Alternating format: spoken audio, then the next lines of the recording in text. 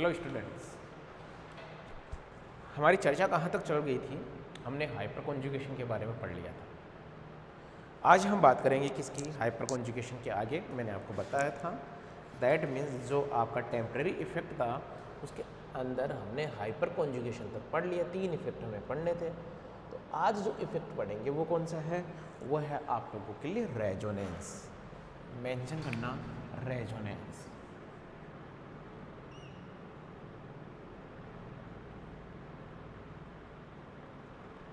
Resonance अनुनाद। क्या mention करोगे, अनुनाद। आप लोगों ने पढ़ा भी होगा रेजोनेंस, तो आपने 11th में भी देख लिया होगा, 12th में और अच्छे से देखा होगा, आज फर्स्ट ईयर में और ज़्यादा देखोगे। रेजोनेंस में क्या होता है, डीलोकलाइजेशन होता है। अरे बात समझ में, आपने देखी होगी बेंजीन देखा होगा, उसके अंदर उसकी केकुलर स्ट्रक्चर देखी होगी। यस या नहीं। आज मैं आप लोगों को रेजोनेंस के बारे में कुछ बताऊंगा। उससे पहले आप देख लीजिए रेजोनेंस लगता कहाँ कहाँ है, पॉसिबिलिटी कहाँ कहाँ है रेजोनेंस की। ठीक है, तो देखना रेजोनेंस होने के लिए तुम्हारे पास में जैसे ये है CH2 डबल बॉन्ड CH। यदि इसके पास वाले कार्बन के ऊपर पॉजिटिव चार्ज हो ना, कौन सा चार्ज हो, पॉजिटिव, तो यहां पर रेजोनेंस पॉसिबल है। Double bond is in conjugation with positive charge. Double, single और पॉजिटिव होना क्या है, double bond plus single bond plus positive charge, ऐसा सिस्टम मिल जाए। डबल सिंगल पॉजिटिव, या इसको ऐसे लिख लीजिए,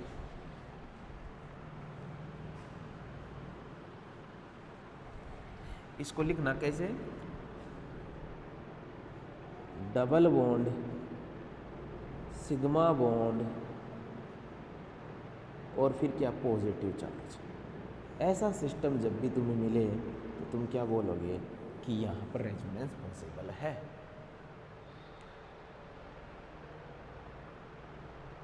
देखो प्यारे बच्चों, छोटे बच्चे हो, मन के कच्चे हो पर सच्चे हो, बात समझ में आ रही होगी आप लोगों को। यहाँ रेजोनेंस कैसे पॉसिबल है कि ये वेकेंट p ऑर्बिटल है, तो यहाँ पर डीलोकलाइजेशन हो जाएगा। इन इलेक्ट्रॉनों का, पाई इलेक्ट्रॉनों का डीलोकलाइजेशन हो जाएगा। ये लोग ये क्या हो गया, डीलोकलाइजेशन। रेजोनेंस का जो साइन होगा, इनकी जो स्ट्रक्चर होगी रेजोनेटिंग स्ट्रक्चर, ये भी रेजोनेटिंग स्ट्रक्चर है। दूसरी जो रेजोनेटिंग स्ट्रक्चर बन रही है वो क्या बन रही है, CH2 CH double bond CH2, यहाँ पर क्या, पॉजिटिव। Yes sir. अब ये मत कहना ना, कई बच्चे बोले कि सर ये तो उठा के आपने यूँ कर दिया। नहीं भैया, यहाँ पे डीलोकलाइजेशन हुआ है। इसमें भी रीड कर लीजिए, यहाँ पर डबल बॉन्ड सिग्मा और पॉजिटिव, तो इस वजह से यहाँ क्या है, रेजोनेंस पॉसिबल है। नेक्स्ट जो कंडीशन है वो क्या है तुम्हारे पास में, कि CH2 CH और CH2 यदि यहाँ नेगेटिव हो, चार्ज यहाँ पर नेगेटिव, ऐसी कंडीशन में भी रेजोनेंस पॉसिबल है। क्या बोलूँगा यहाँ पर, डबल बॉन्ड सिग्मा बॉन्ड और नेगेटिव चार्ज, ऐसा कहीं पढ़ने को मिल जाए आपको एक साथ, डबल सिग्मा नेगेटिव, तब भी रेजोनेंस पॉसिबल। कैसे होगा, अब कई बच्चे यूं कर देते हैं, ऐसा नहीं करना। यहाँ तो वेकेंट p ऑर्बिटल था, इस वजह से, क्योंकि ध्यान देना कार्बन की वैलेंसी कितनी है, 4 है, 4 से ज़्यादा नहीं हो सकती। यहाँ पर 3 वैलेंसी कंप्लीट है, 2 इलेक्ट्रॉन इसके पास में है, इस नेगेटिव के पास में, तो ये क्या करेगा, ये यहाँ पर आ जाए और ये कहाँ चला जाए, इस कार्बन के, इस नेगेटिव वाले में। जब रेजोनेंस होगा तो ऐसे होगा भाई, नेगेटिव में जब रेजोनेंस होगा तो ऐसे होगा, देख लीजिए एक बार इसको। आ गई इतनी बात समझ। इसकी जो स्ट्रक्चर बनेगी वो कैसे बनेगी, CH2 negative, CH double bond क्या भाई, CH2। ऐसा ही तो बनेगा। और केस हम देखेंगे इसके, केस क्या है भाई, तुम्हारे पास में CH2 double bond CH CH2 और यहाँ पर क्या हो, लोन पेयर, क्या हो, लोन पेयर। ऐसी सिचुएशन में भी तुम्हारे पास में रेजोनेंस होगा। क्यों होगा, तो ये कहते हैं कि यहाँ डबल, सिंगल और फिर क्या, लोन पेयर। कैसे होगा भाई, ये यहाँ, दैट मीन्स जैसे उसमें हो रहा था नेगेटिव वाले में, वैसा का वैसा ही यहाँ होगा।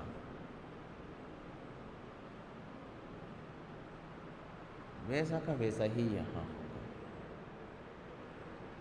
आगे के बाद समझ, यस है। फिर हम बात करें किसके लिए, कि तुम्हारे पास में हो CH2 double bond CH CH double bond CH2। यदि इस केस की बात करें तब भी रेजोनेंस होगा कि नहीं होगा, देखो देखो।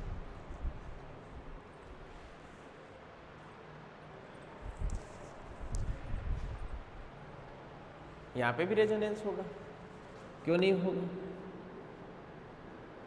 डबल, सिंगल और double bond conjugation with double bond, ये क्या हो जाए, ये यहाँ आ जाए और ये यहाँ आ जाए।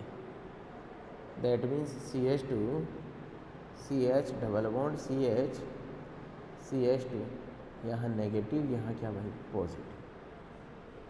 और रेजोनेंस कैसे हो सकता है, जब तुम्हारे पास में lone pair conjugation with positive charge, मतलब ऐसी कंडीशन आ जाए तुम्हारे पास में जैसे CH3O और यहाँ पर CH2 पॉजिटिव, ठीक है।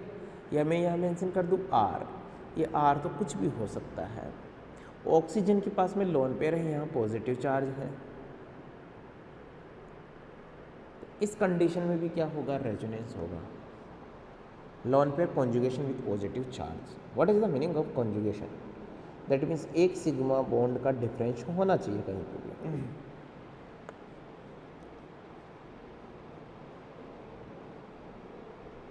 इसके ऊपर पॉजिटिव चार्ज आ गया।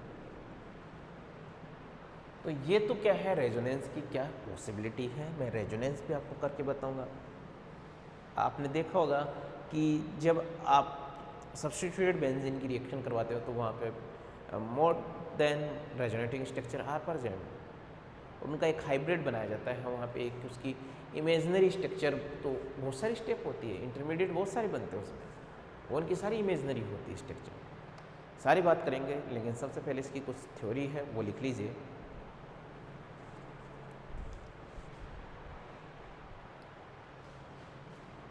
ये मत बनाना, ये भी बनाएंगे, कैसे करेंगे जो देखना।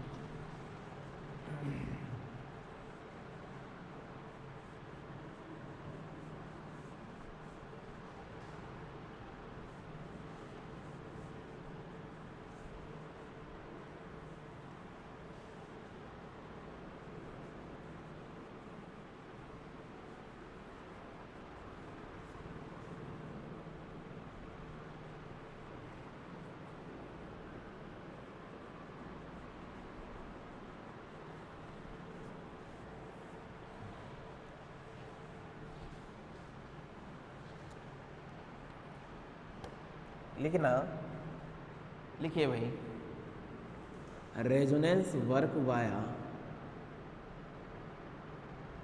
Resonance work via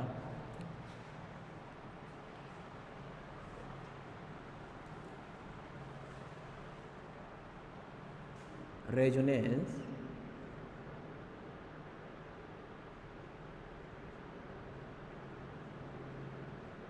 resonance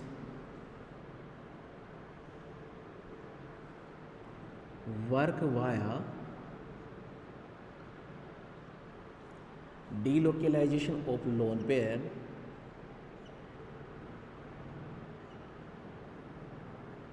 delocalization of lone pair and pi bond. Resonance work via delocalization of lone pair and pi bond. Pi bond. Resonance work via delocalization of lone pair and pi bond. Hindi medium वाले बच्चे क्या लिखेंगे? अनुनाद में एकांकी electron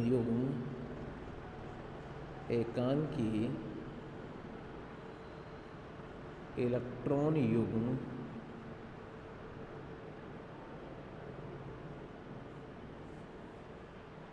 व पाइबंद का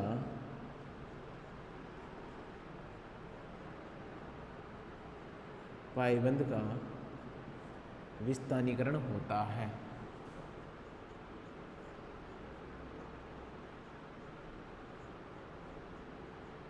विस्थानीकरण होता है। ये लो, ठीक है, ये first statement.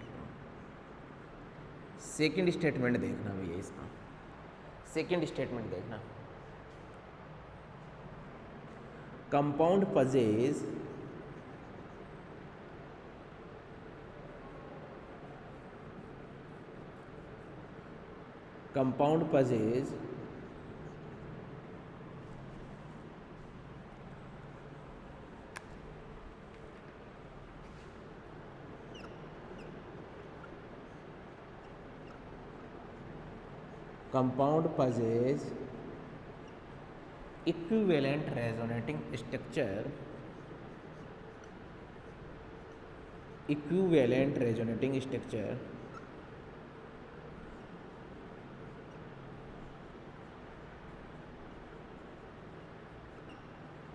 equivalent resonating structure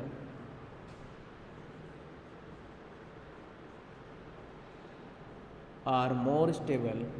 Compound possess equivalent resonating structure are more stable.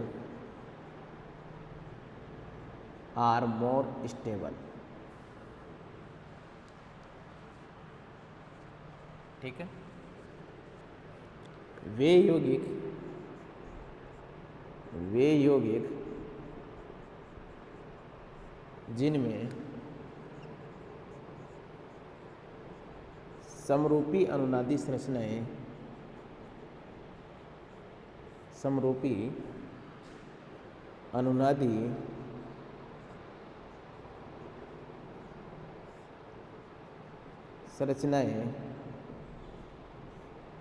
उपस्थित होती है, अधिक स्थायी होता है।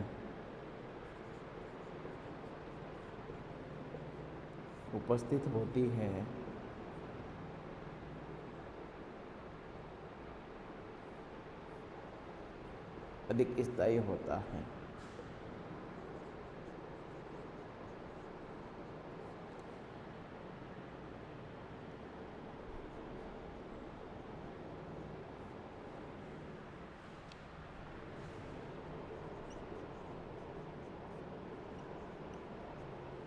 बनाइए यहाँ तक।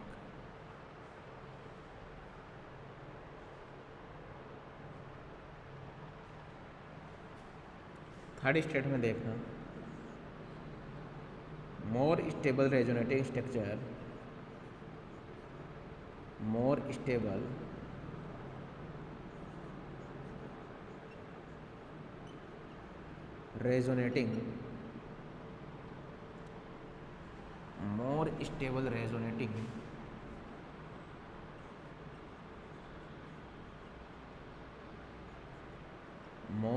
resonating structure contribute more in the resonance hybrid,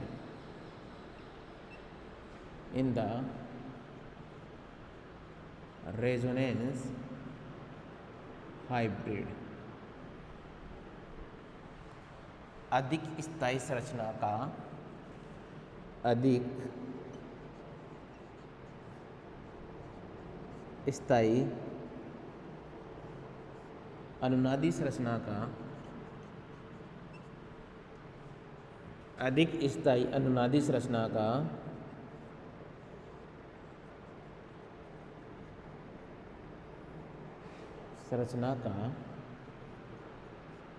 अनुनादी संकर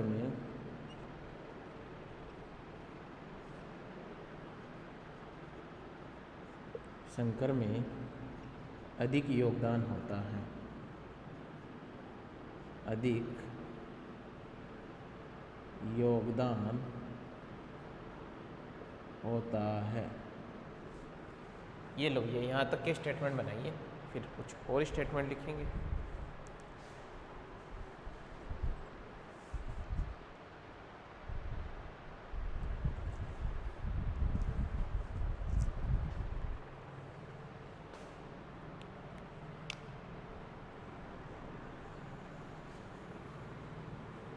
ये हिंदी मीडियम वालों के लिए है, परेशान होने की ज़रूरत है नहीं।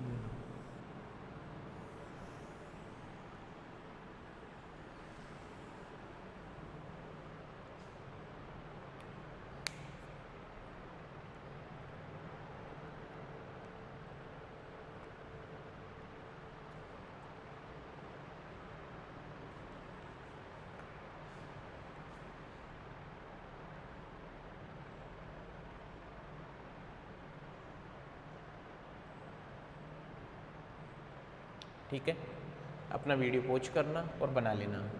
नेक्स्ट स्टेटमेंट देखते हैं।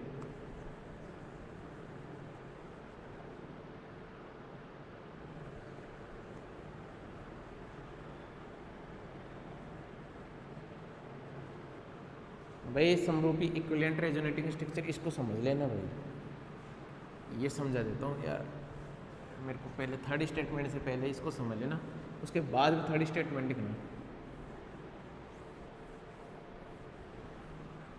फर्स्ट और सेकंड और थर्ड को समझ ली, पहले सेकंड का करना भाई, आई बात, फिर थर्ड लिखना।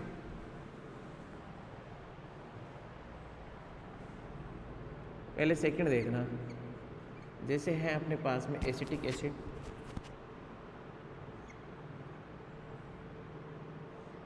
ये एसिटिक एसिड है, ठीक है ना, यहाँ नेगेटिव चार्ज है। इसका रेजोनेंस देखिए डबल, फिर सिंगल, फिर नेगेटिव, दैट मीन्स रेजोनेंस होगा तो ये यहाँ पर आएगा और ये यहाँ पर आएगा। तो आप देख सकते हो इसकी स्ट्रक्चर में कोई खास अंतर लग नहीं रहा आपको, आई बात समझ में? तो एक जैसे ही दिख रहे हैं, समरूपी दिख रहे हैं, ये चलो। तो ये फर्स्ट एंड सेकंड, ये दोनों क्या है भाई, ये है हमारे लिए इक्विवेलेंट रेजोनेटिंग स्ट्रक्चर। ये सेकंड में बना लेना, इक्विवेलेंट रेजोनेटिंग स्ट्रक्चर,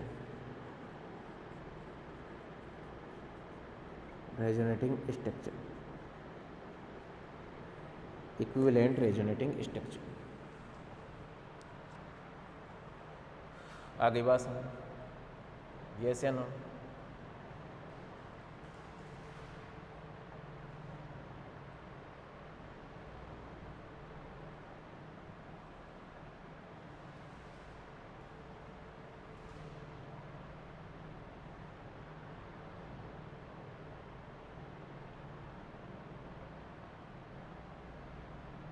बनाओ इसको।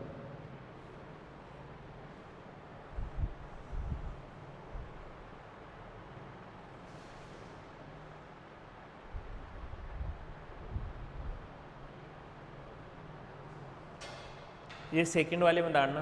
थर्ड हमने क्या लिखाया, more stable resonating structure contribute more in the resonance hybrid. आई बात समझ?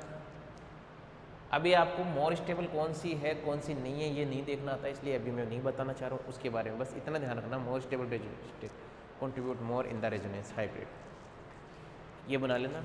सेकंड में बनाना ये। फोर्थ स्टेटमेंट देखना,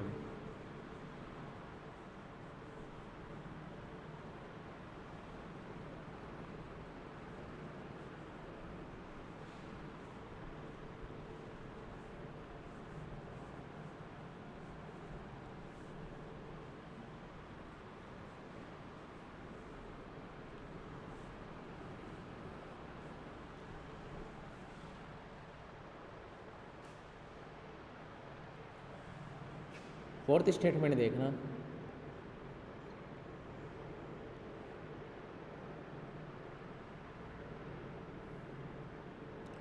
resonance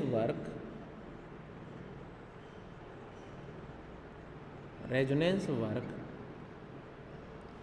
at ortho and Meta position, ortho and Meta position, ortho and Meta position with ortho at meta position, resonance work at ortho and meta position with equal intensity, with equal intensity.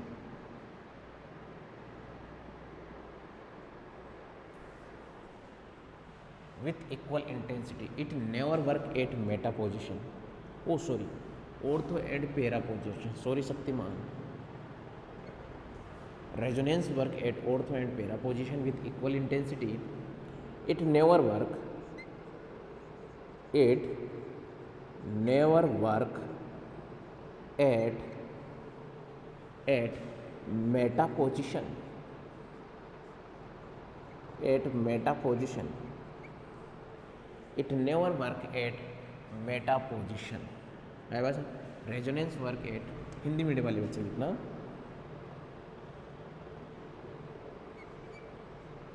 अनुनाद ortho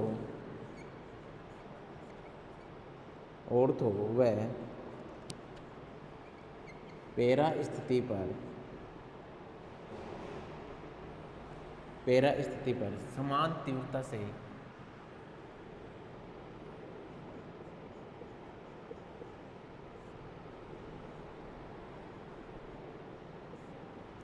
से प्रभाव समान तीव्रता से लगता है, परंतु यह मेटा स्थिति पर नहीं लगता है। मेटा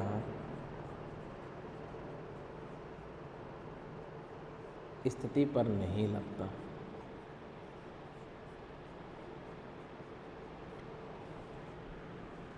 ये बनाइए एक बार। इस फोर्थ का जो एक्सप्लेनेशन है वो ये है, या आगे समझा देंगे अभी आप लोगों को। चलो इसको बना लीजिए, फिर समझा देता हूँ मैं।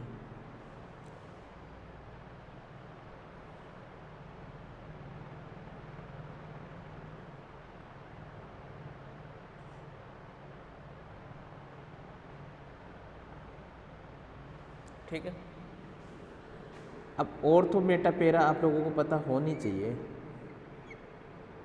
जैसे यहाँ पर कोई ग्रुप है, जैसे मान लीजिए OH ग्रुप है, सबको पता है ये कौन है, फिनोल है। ये इसकी ध्यान देना, ये जो जहाँ से ये सब्सटेंट जुड़े होते हैं उस पोजीशन को बोला जाता है हिप्सो पोजीशन। कौन सी पोजीशन? हिप्सो। जहाँ से ये सब्सटेंट जुड़ा हुआ है वो हिप्सो पोजीशन है। फिर ये ऑर्थो, ये मेटा, ये पेरा, यहाँ इसके पास में ये लोन पेयर है। ये अनुनाद होगा तो ऐसे होगा। ये इसकी ऑर्थो पोजीशन है तो देख लेना ये ऑर्थो पोजीशन। ये लीजिए ऑर्थो पोजीशन पे क्या आ रहा है, इलेक्ट्रॉन आ रहा है। आ गई बात समझ में? इलेक्ट्रॉन आएगा तो देखो मैं आपके अभी बता रहा हूँ, बाद में समझ में आ जाएगी सारी चीज़ें आप लोगों को। अब ऑक्सीजन के ऊपर आप देखो, ये इलेक्ट्रॉन तो यहाँ गए तो यहाँ कौन सा चार्ज आया, नेगेटिव। यहाँ क्या आ गया, डबल बॉन्ड। यहाँ क्या, OH। और आपको पता है ऑक्सीजन के ऊपर, मतलब ऑक्सीजन की 3 वैलेंसी होती है, यहाँ पर क्या आ जाएगा, पॉजिटिव चार्ज, क्योंकि ऑक्सीजन ने अपना लोन पे डोनेट किया है। ये क्या हो जाएगा, ये यहाँ, यहाँ।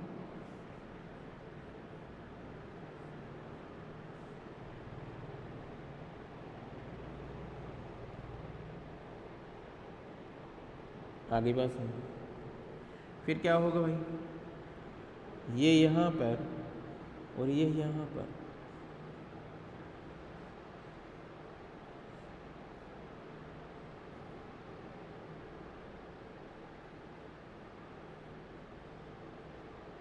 अब ये इलेक्ट्रॉन यहाँ चले गए और ये इलेक्ट्रॉन यहाँ चले गए।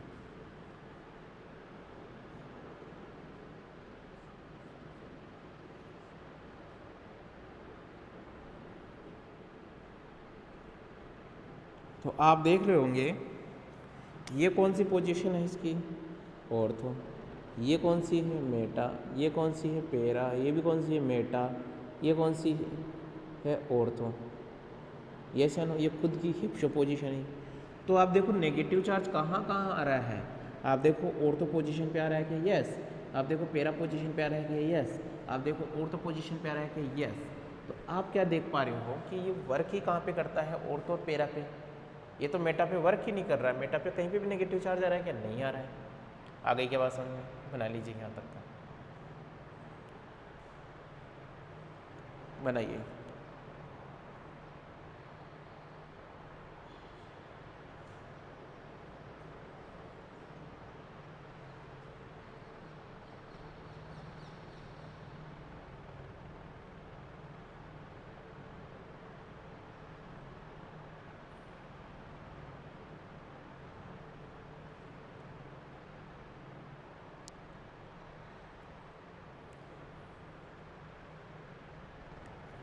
बना लिया यहाँ तक, आगे चले नेक्स्ट देखना।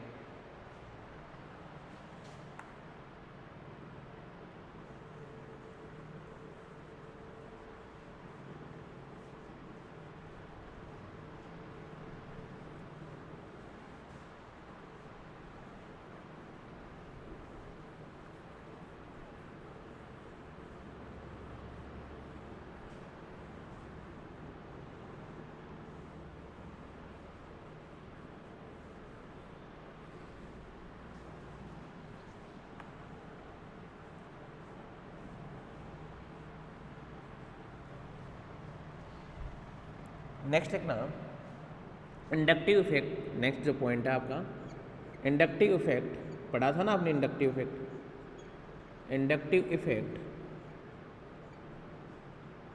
Work at, inductive effect work at all position,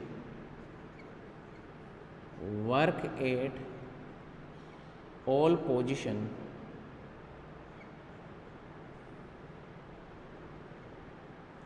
work at all position with different intensity,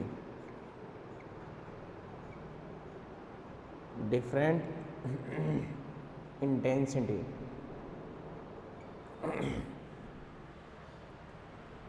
प्रेरणिक प्रभाव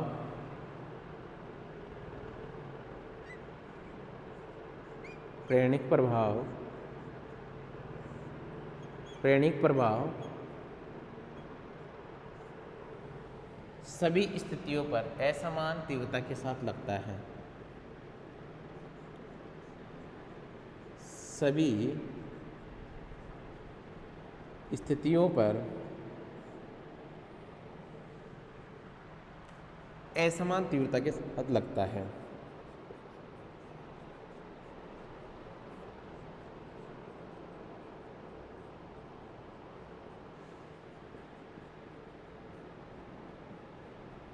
लगता है, ठीक है ना। तो पहले देख लो सारी स्थितियां कौन सी हैं, आपको पता होना चाहिए स्थितियां। सपोज दैट यहाँ कोई जी ग्रुप है, तो ये जो जी ग्रुप जहाँ से जुड़ा हुआ है इसे बोला जाता है हिप्सो पोजीशन। हिप्सो पोजीशन ये इसके यहाँ वाला जो कार्बन है ये या ये दोनों क्या कहलाएंगे, इसे बोला जाएगा ऑर्थो पोजीशन।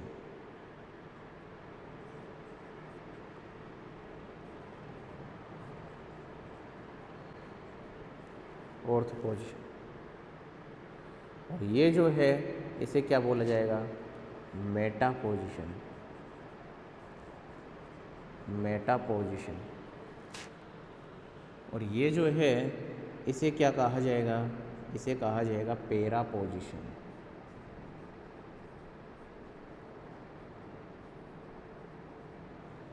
पेरा पोजीशन।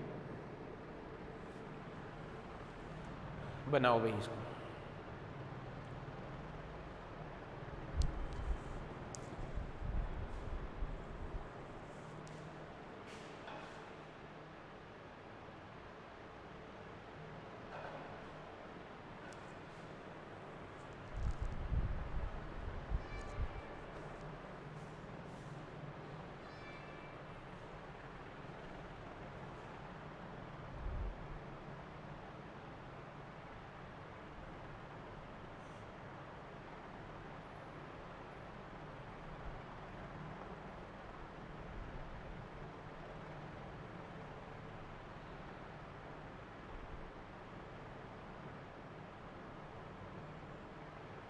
बना लिया, ये लो भाई।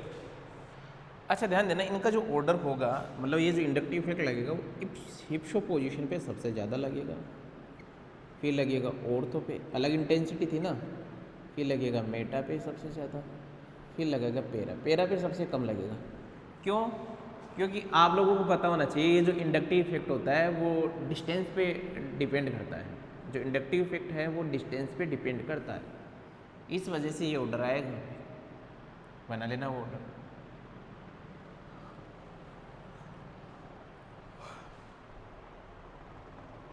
नेक्स्ट मेंशन करना, क्या मेंशन करोगे भाई? Possibility of resonance, possibilities of resonance.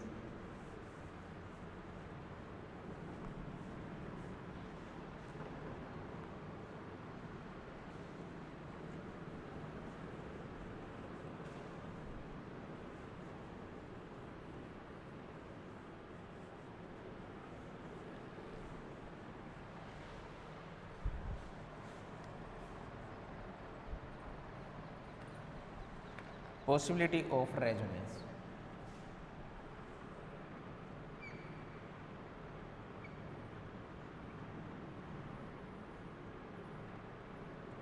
possibilities of resonance, resonance. Possibility मैंने आप लोगों को समझाई थी अभी, देखो क्या क्या पॉसिबिलिटी है। Double bond is in conjugation with, double bond is in conjugation with, double bond is in conjugation with positive charge, positive charge, double bond is in conjugation with positive charge. क्या बोलोगे? द्विबंध जब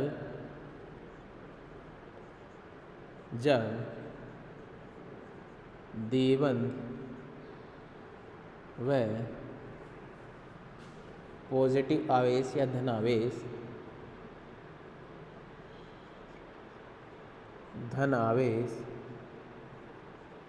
आपस में संयुग्मी स्थिति पर हो, जब द्विबंध व धन आवेश आपस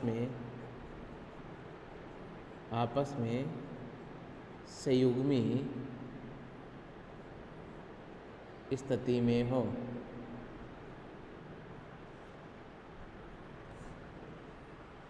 संयुग्मी स्थिति में हो,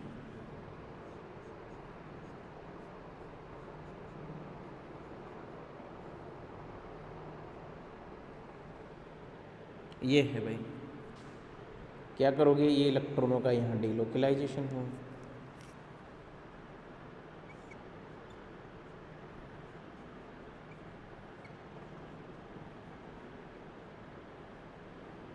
यहाँ पॉजिटिव। बनाओ इसको, एक बार बनाइए फटाफट इसको।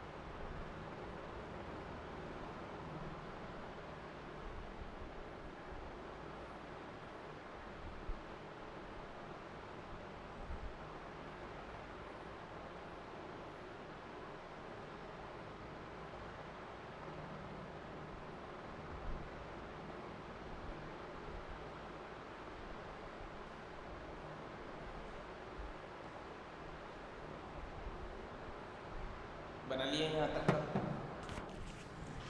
यस या नो? नेक्स्ट देखिए सेकंड स्टेटमेंट, देखिए इसका सेकंड स्टेटमेंट देखिए भाई।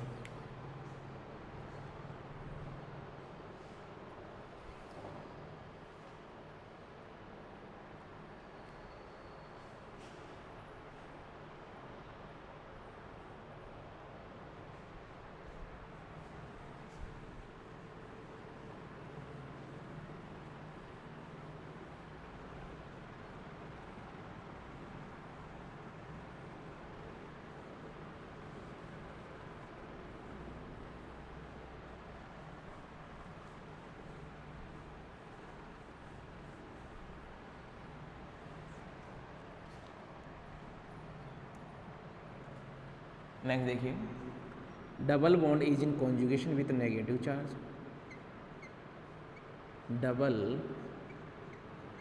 Bond is in double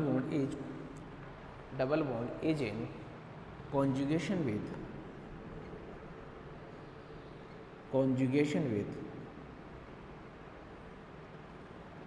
negative charge.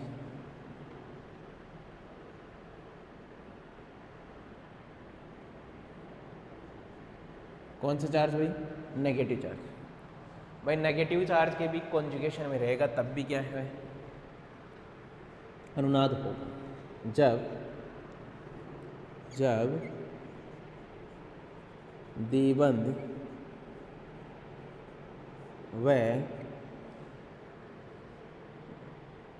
ऋण आवेश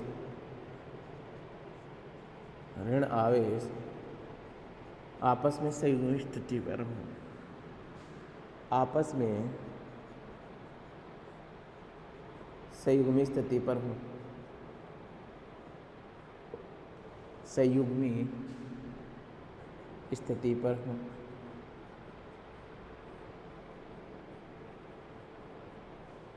संयुग्मी स्थिति पर हो।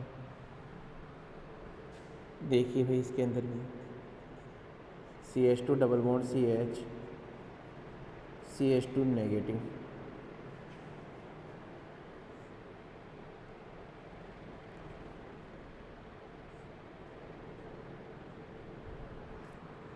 क्या करेंगे, यहाँ पर ये चार्ज यहाँ, यहाँ ये चार्ज यहाँ पर।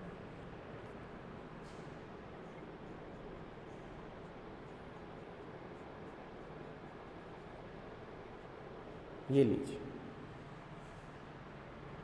बनाओ यहाँ तक।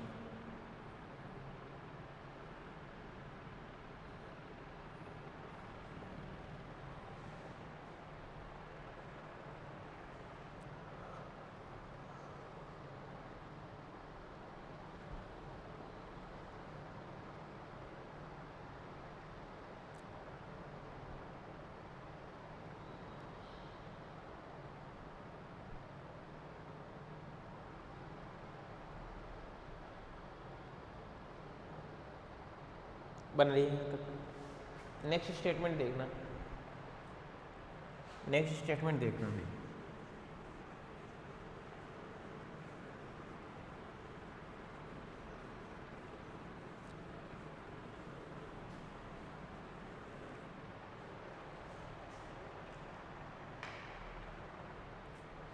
नेक्स्ट स्टेटमेंट क्या है, double bond is in conjugation with double bond is in conjugation with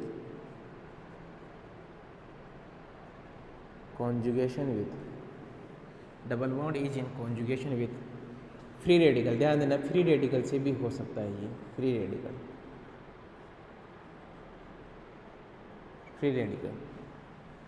द्विबंध व मुक्त मूलक जब आपस में संयुग्म स्थिति पर हो।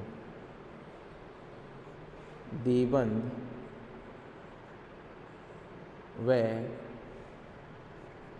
मुक्त मूलक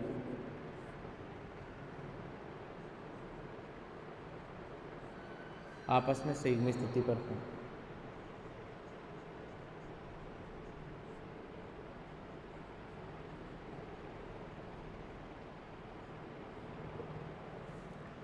संयुग्मी स्थिति पर हो।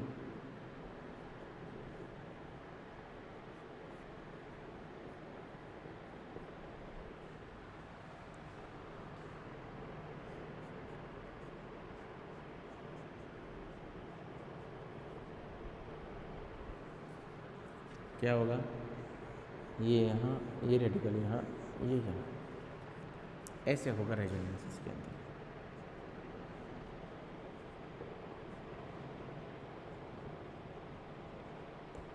ये लो, यहाँ तक बनाइए।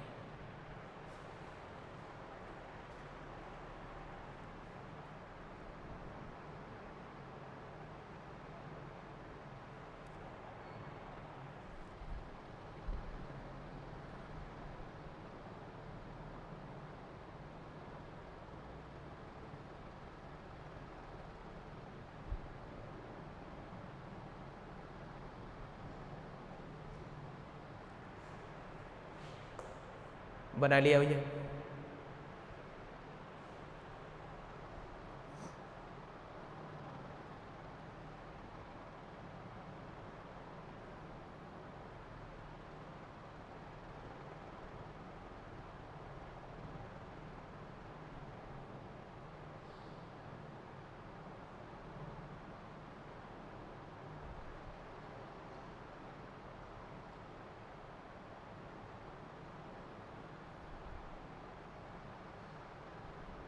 चले आगे आगे देखिए।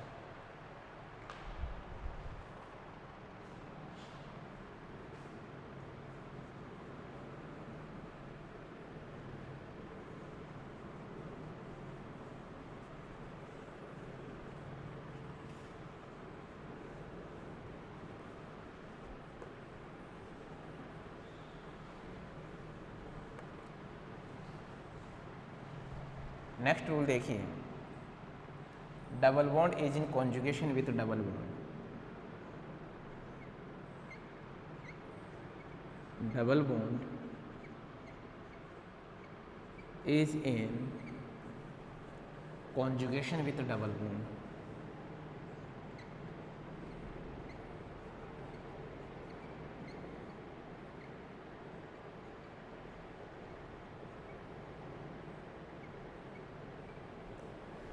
Double bond is in conjugation with double bond जब द्विबंध व द्विबंध आपस में संयुग्मी स्थिति पर हो।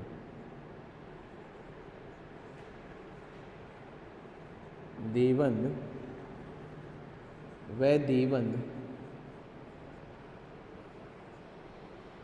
आपस में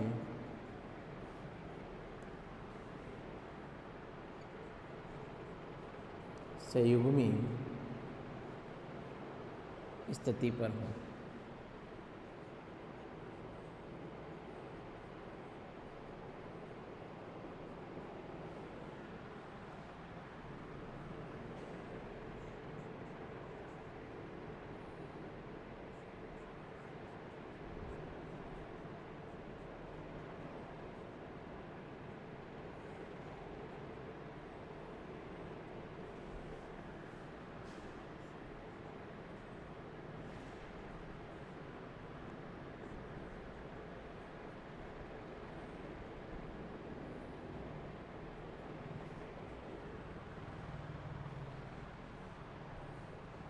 बनाओ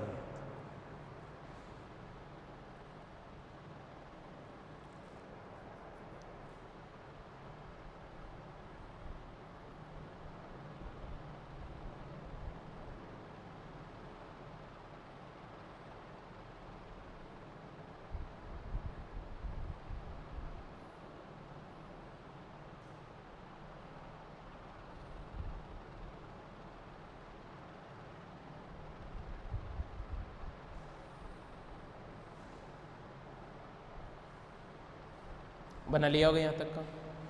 चले आगे, नेक्स्ट देखना होगा।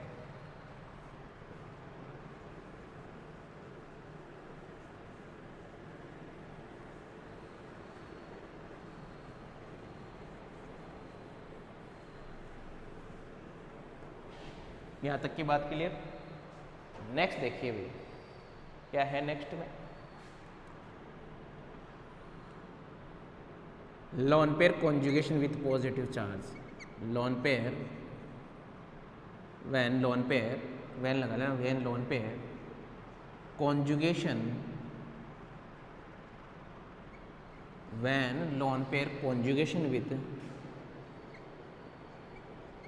Positive charge.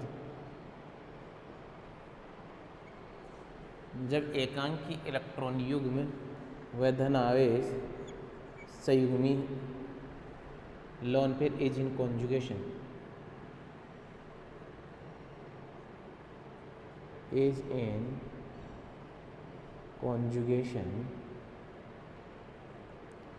जब संयुग्म जब एकांकी इलेक्ट्रॉन युग्म एकांकी इलेक्ट्रॉन युग्म व धन आवेश आपस में संयुग्म स्थिति पर हो। धन आवेश आपस में संयुग्म स्थिति पर हो। आपस में संयुग्म स्थिति पर हो।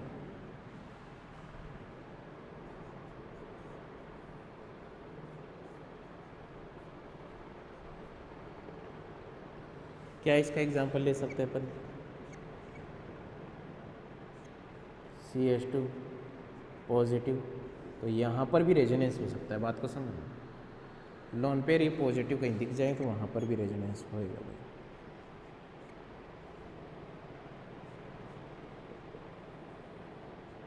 यहाँ पॉजिटिव बना लो एक बार इसको,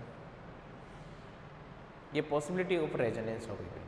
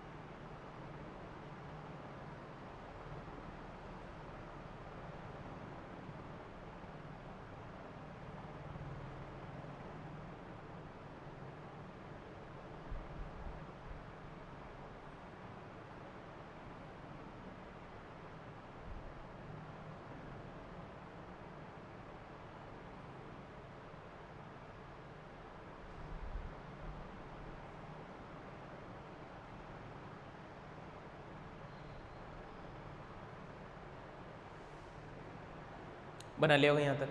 ये हो गई तुम्हारे पास में पॉसिबिलिटी ऑफ रेजोनेटिंग स्ट्रक्चर। आपको बड़े अच्छे से हर पॉइंट को बढ़िया अच्छे से समझा दिया गया है, क्योंकि रेजोनेंस आपकी इस क्लास के अंदर, मतलब ये जो आपकी बुक है पूरी की पूरी, ध्यान देना, रेजोनेंस बेस है। रेजोनेंस आना बहुत ज़रूरी है। तो मैंने आपको पॉसिबिलिटी बता दी रेजोनेंस कहाँ कहाँ लगा। आगे बात समझ। नेक्स्ट अपन मूव करते हैं स्टेबिलिटी ऑफ रेजोनेटिंग स्ट्रक्चर के ऊपर।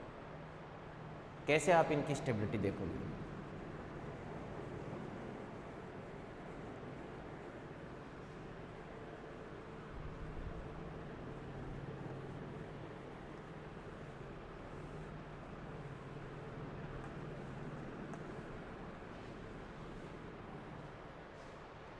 Stability of resonating structure.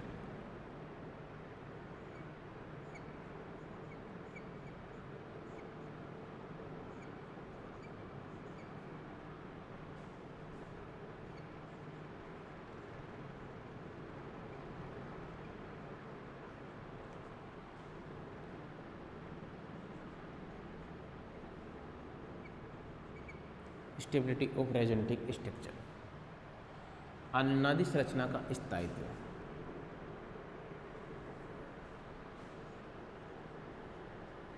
अनुनादी संरचना का स्थायित्व।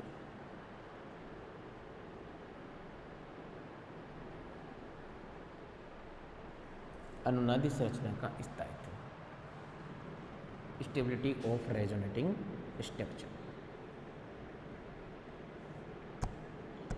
करें अपन बात इसके ऊपर, तो ध्यान देना इसमें लिखना पहला point, uncharged resonating structure are more stable than the charge resonating structure. Uncharged resonating structure, uncharged resonating structure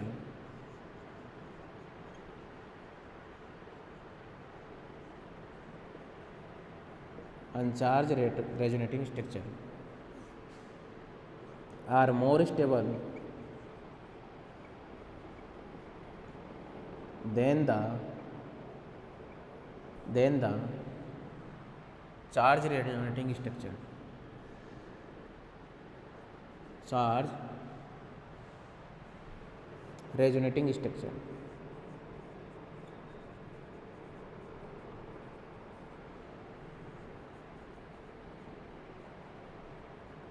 ठीक है ना? क्या बोलोगे?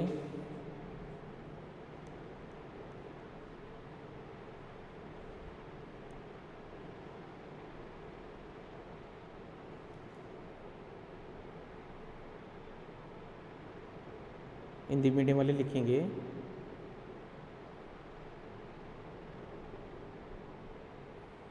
वे अनुनादी संरचनाएं, वे अनुनादी संरचनाएं, वे अनुनादी संरचनाएं जिन पर कोई आवेश नहीं पाया जाता है, कोई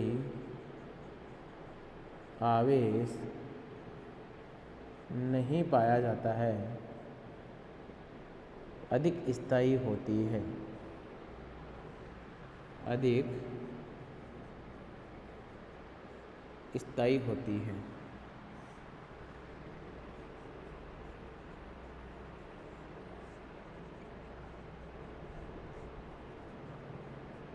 अधिक स्थायी होती है। वे अनुनादी संरचनाएं जिन पर कोई आवेश नहीं पाया जाता है अधिक स्थायी होती है।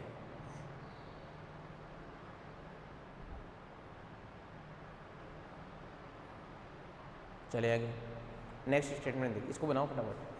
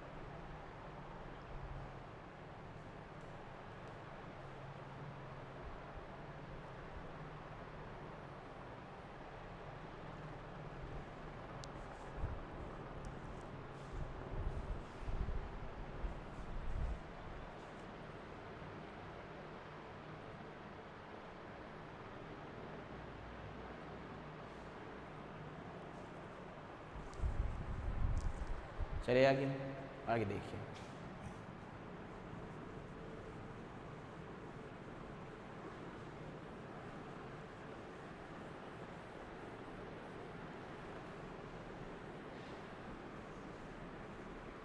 नेक्स्ट मेंशन करना, क्या मेंशन करोगे भाई? पहले स्टेटमेंट लिख लो फिर देखेंगे सारी चीज़ें।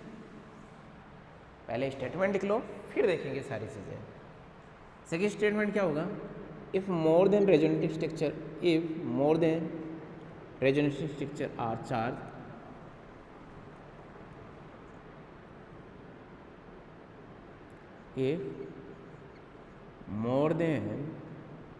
if more than one resonating structure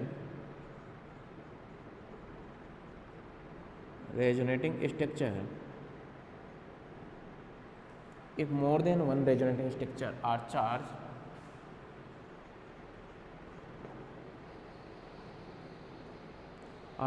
if more than one resonating structure are charged, then number of covalent bond increases, number of covalent bond increases, number of covalent bond increases, stability increases।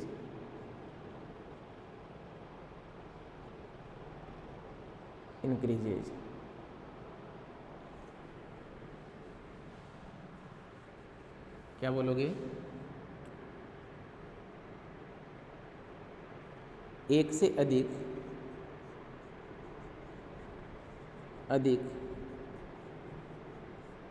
आवेशित संरचनाएं होने पर, आवेशित अनुनादी संरचनाएं होने पर एक से अधिक अन्नादिश रचनाएं होने पर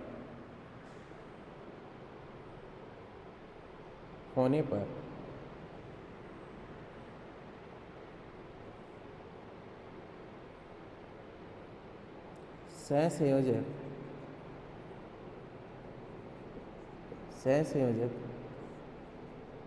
बंध का मान बढ़ने पर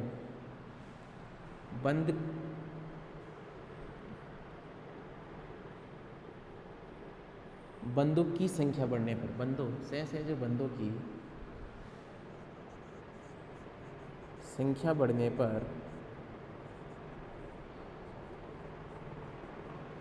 पर स्थायित्व का मान बढ़ता है। स्थायित्व का मान बढ़ता है। पहले तो एक बार इसको बनाओ।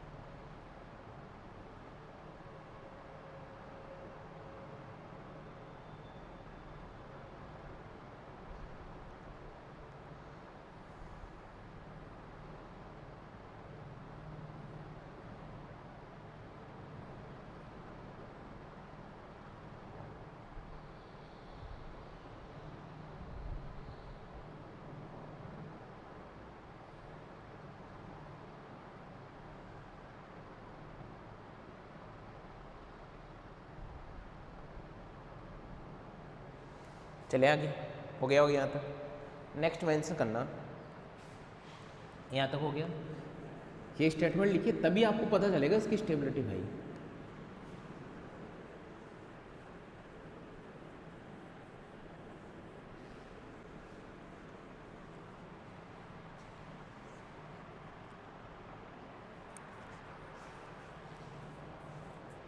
देख लिया यहाँ तक का। नेक्स्ट स्टेटमेंट देखना, if number of covalent bond are same, if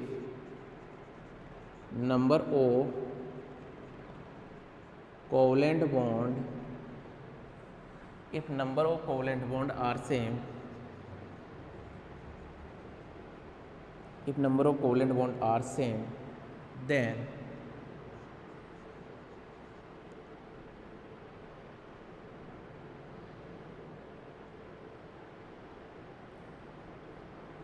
check octet of each atom,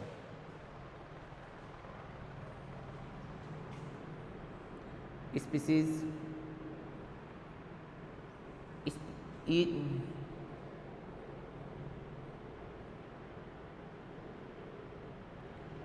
octet each atom, check octet of each atom। क्या करोगे, जब या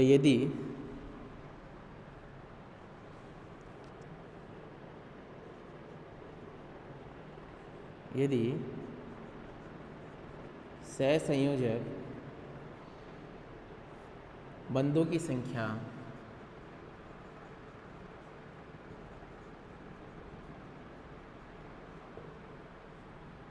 समान होने पर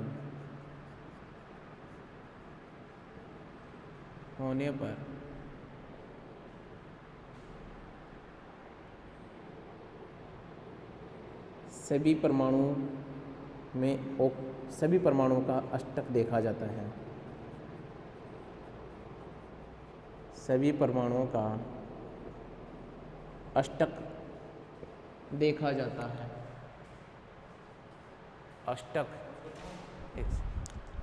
अष्टक देखा जाता है,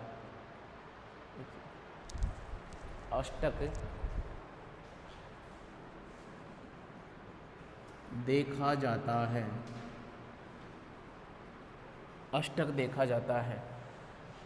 बनाओ यहाँ तक।